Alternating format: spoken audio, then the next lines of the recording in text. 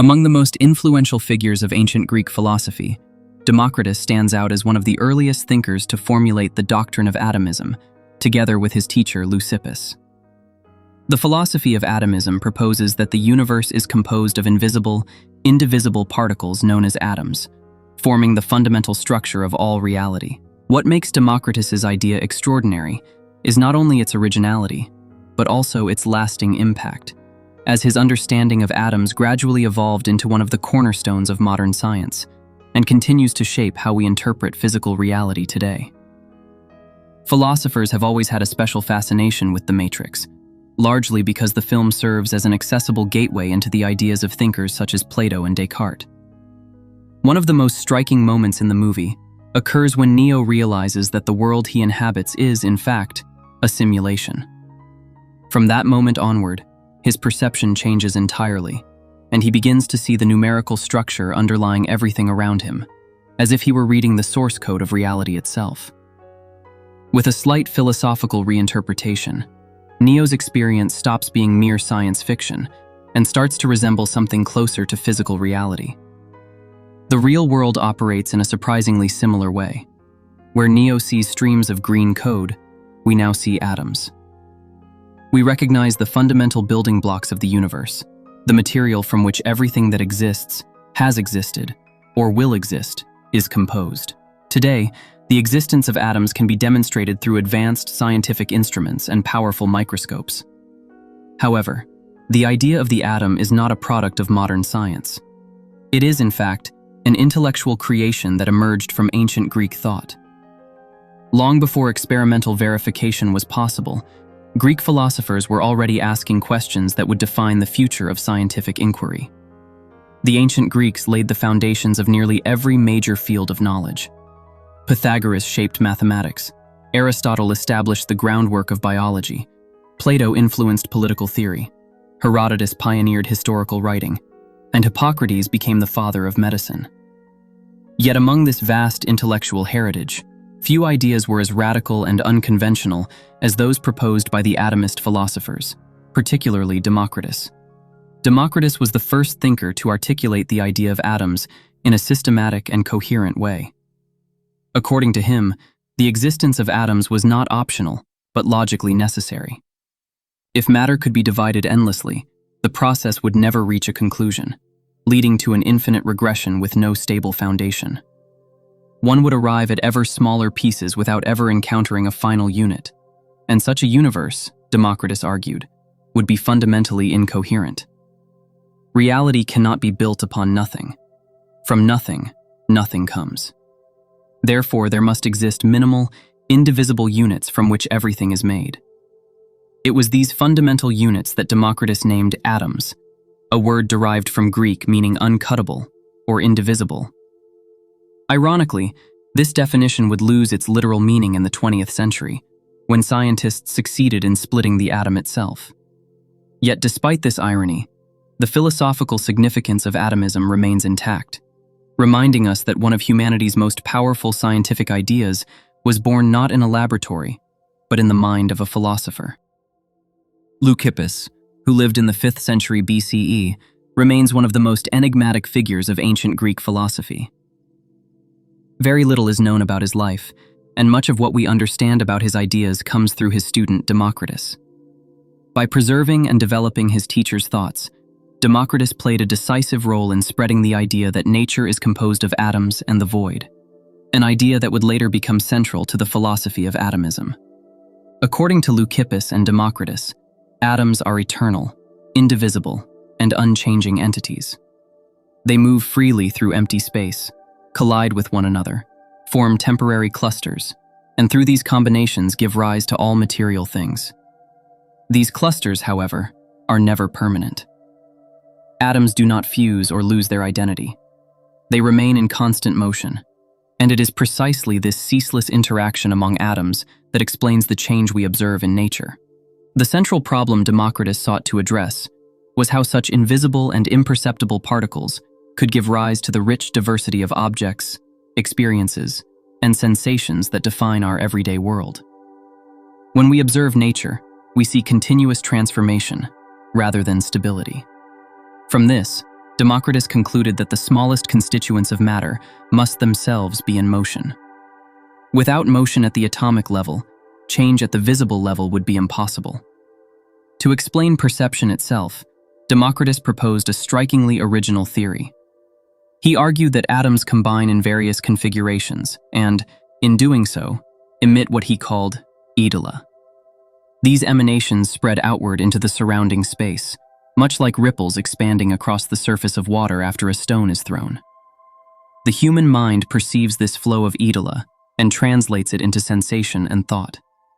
In this way, the world we experience is not a direct encounter with reality, but the result of atomic movements interacting with our senses. The implications of this theory are far more radical than they might first appear.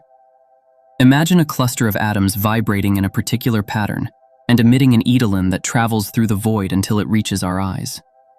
Our sensory organs receive this atomic signal and transmit it to the mind, which then constructs what we call an object or an experience. What we see is not the thing itself, but the effect of invisible atomic processes. From this perspective, Democritus arrived at two profound conclusions. First, the world as we experience it does not exist in the way we assume. Much like the hidden code in the Matrix, there is an underlying level of reality composed of atoms whose true nature remains inaccessible to direct perception. The mind assembles these atomic interactions into a coherent reality, meaning that the world we live in is, to some extent, a constructed illusion. Second, everything that exists is ultimately composed of atoms, governed by necessity rather than choice. This view places Democritus among the earliest determinist philosophers in history. According to him, free will is an illusion. Although we believe we are making choices, our actions are in fact the inevitable outcome of physical laws operating at the atomic level. At this point, the philosophy of atomism may begin to sound deeply pessimistic. If reality is nothing more than a construction of the mind, and if the universe operates strictly according to physical laws, then it is easy to conclude that human concerns are ultimately meaningless. Yet Democritus himself was anything but gloomy. He was famously known as the laughing philosopher, someone who refused to take life with excessive seriousness. If reality is a story told by the mind, and the universe unfolds without purpose or intention, then why burden ourselves with unnecessary anxiety? Of course, Democritus was not right about everything. Still, many of the conclusions he reached through pure reasoning would be confirmed experimentally thousands of years later. His true legacy lies not only in the specific claims of atomism, but in demonstrating how far disciplined thinking and radical questioning can take the human intellect. In that sense, the first atomist philosopher remains an enduring example of philosophy's power to anticipate science. No discussion of the history of atomism would be complete without mentioning Epicurus. Living in the early Hellenistic period, Epicurus encountered atomist ideas most likely through an intermediary follower of Democritus. However, he did not simply adopt atomism as he received it. Instead, he reshaped it, modifying its principles so they could support his own broader philosophical system. While Democritus imagined atomic motion as tending toward a central direction within the cosmos, Epicurus envisioned atoms falling downward through an infinite universe. According to him, this steady descent was occasionally interrupted by slight deviations in their paths, causing atoms to collide with one another. These unpredictable shifts played a crucial role in explaining how complex structures could emerge from simple components. Epicurus was deeply concerned with the question of happiness, and with understanding how human beings might live the most fulfilling lives possible.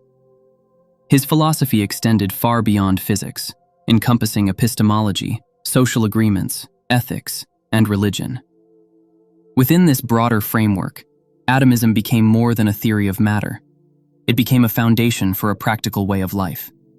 Epicurus argued that these random deviations, known as clinamen or atomic swerve, initiated the endless collisions necessary for the formation of matter.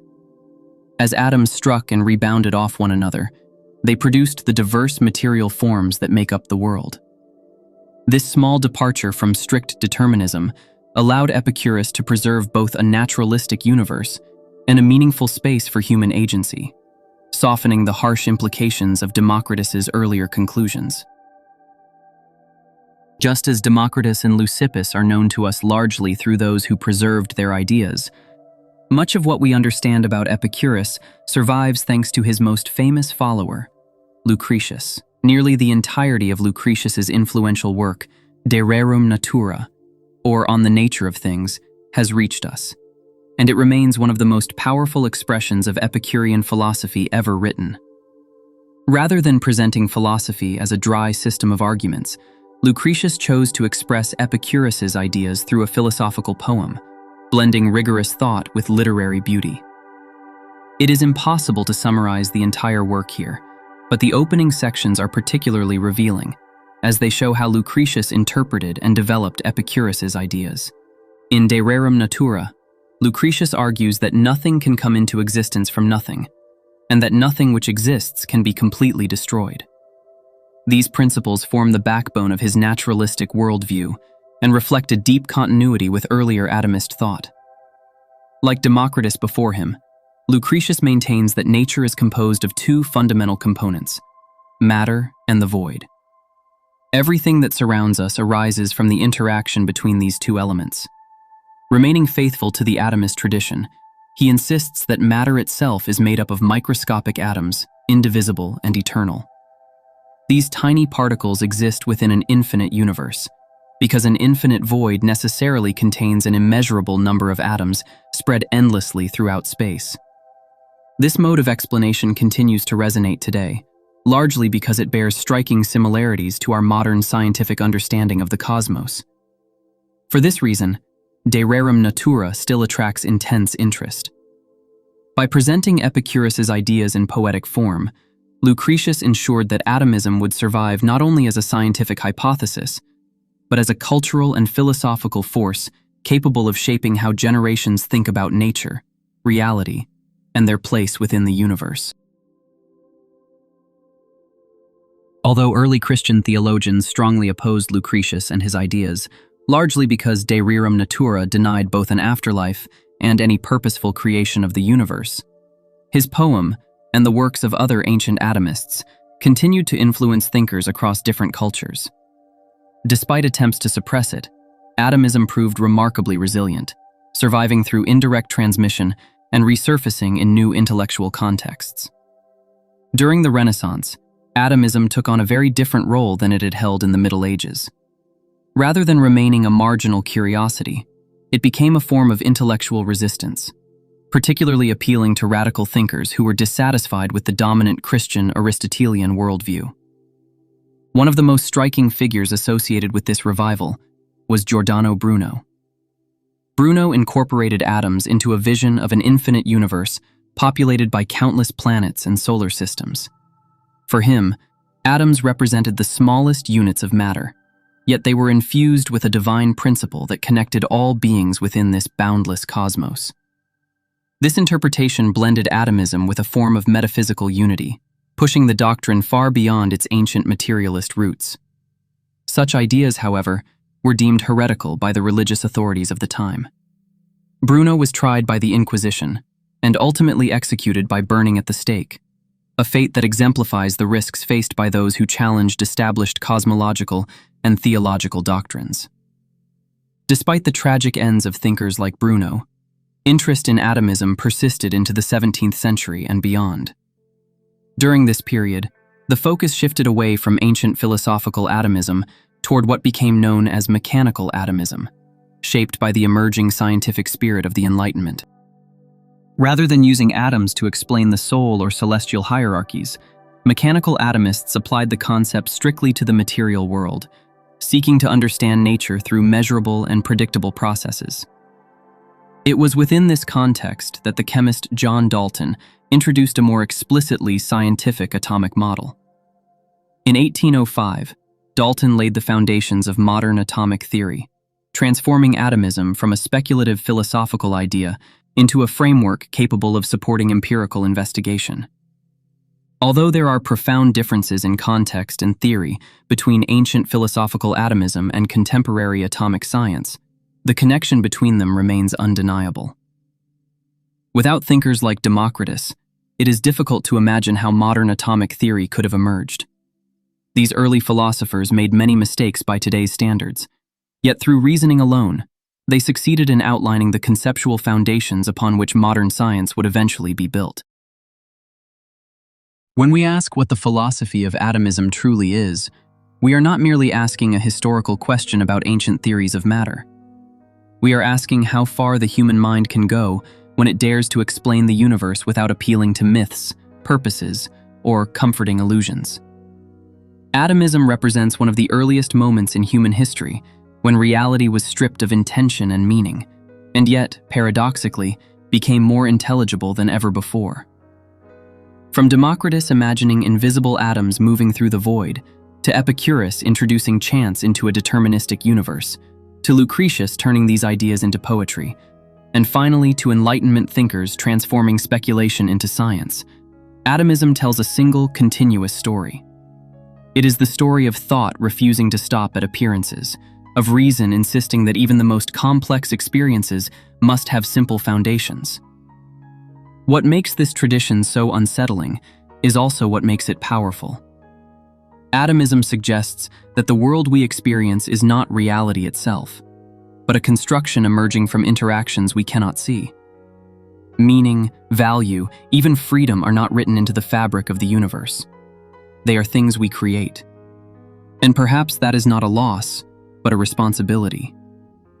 In a universe made of atoms and void, nothing guarantees purpose, yet nothing forbids it either.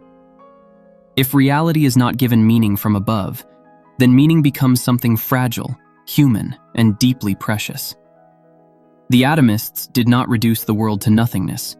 They challenged us to rethink where significance truly comes from.